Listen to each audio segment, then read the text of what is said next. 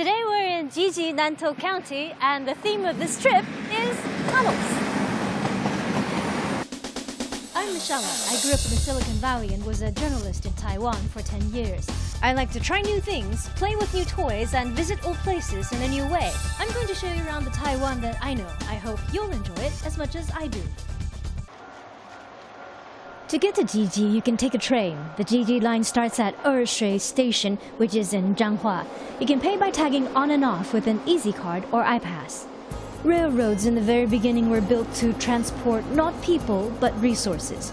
The Jiji branch line was first built for transporting sugar canes. Then it was widened for camphor, bananas, and building materials for a dam in the 1930s during the Japanese occupation. The dam at Sunmoon Lake was built to generate electricity, and the scale of the construction was huge, and the local office anticipated that the emperor would visit, so they built a station house for this stop on the railroad. This station house was originally in杨梅, Taoyuan. It was retired, taken apart, numbered, and put into storage. But when they heard that the big boss was coming, instead of building a brand new station house, they decided to find all the parts very quickly, put them on a train, and reassemble everything here in Jiji. I think that's so cool and environmentally friendly too. And personally, for me, the grayish blue paint and the white paint, oh, I love that combination. Almost 100 years later, it's back into fashion. To visitors, this place looks nice and perhaps nostalgic.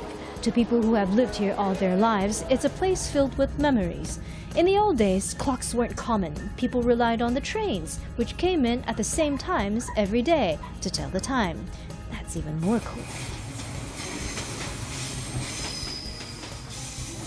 Next we're going here, a banana museum.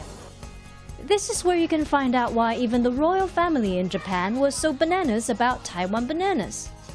These are local bananas, and because the elevation here is above 200 meters, these are technically mountain bananas. So how do you know what kind of banana you're looking at? Well, this part of the mountain banana is shorter than that of the average banana. Did you know that a banana is a berry? And that bananas on the market are genetically modified. Because if you peel open an ancient non-GM banana, you're going to get some huge seeds and no meat. So perhaps GMOs aren't necessarily all that evil. Anyway, because Jiji bananas are so tasty and high in demand, back in those days, banana farmers made a fortune. So if a handsomely dressed government worker and a banana farmer dressed in dirty work clothes and slippers walked into a bar together, the girls after money would pick the farmer in a heartbeat. There's so many stories about this town and interesting things about bananas you can learn here. Let's skip to the DIY part. Banana chocolate.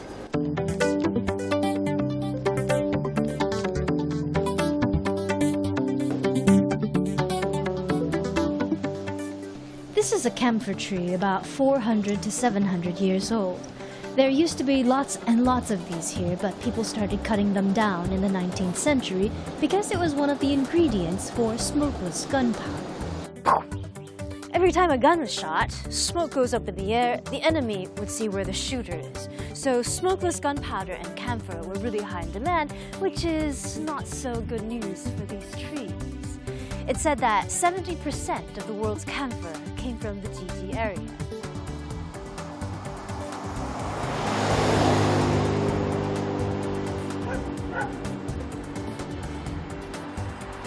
This is Jiji's famous green tunnel. On both sides of the road are camphor trees. These were planted in 1940 when Japan celebrated the 2600th year of its founding. Each household was asked to plant 3 trees, and camphor, being the valuable and native resource that it is, was the tree of choice for Jiji residents.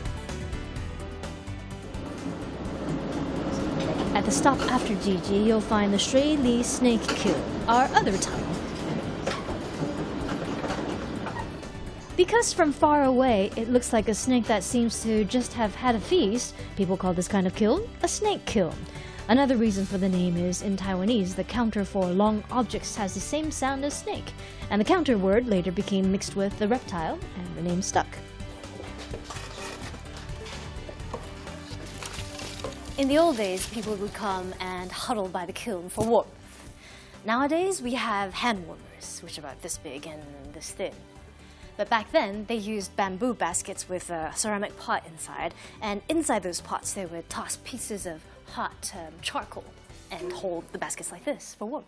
When the kilns are fired up, they get quite hot, both inside and out. Damp wood would be placed over the kilns to be dried.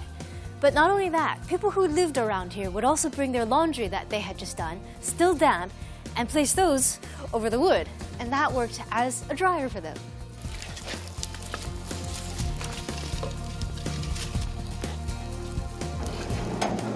The kiln would be fired for 3 days at 1200 degrees Celsius.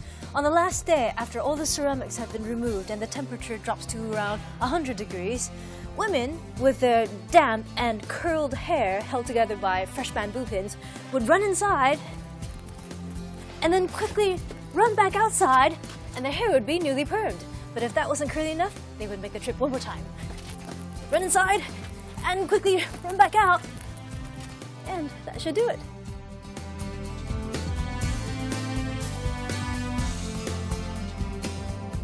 Before plastics and other materials became readily available, people relied on ceramics for practically everything.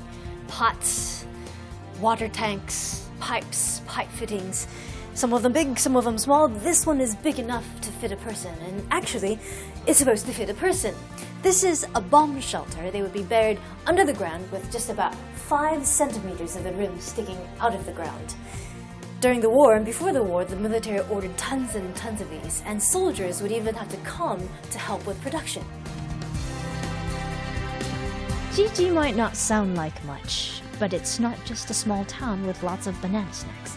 It's amazing culturally and historically. I had so much fun learning about what camphor trees were used for, how the station house was built, why it was built, and about the snake kiln and the people it served.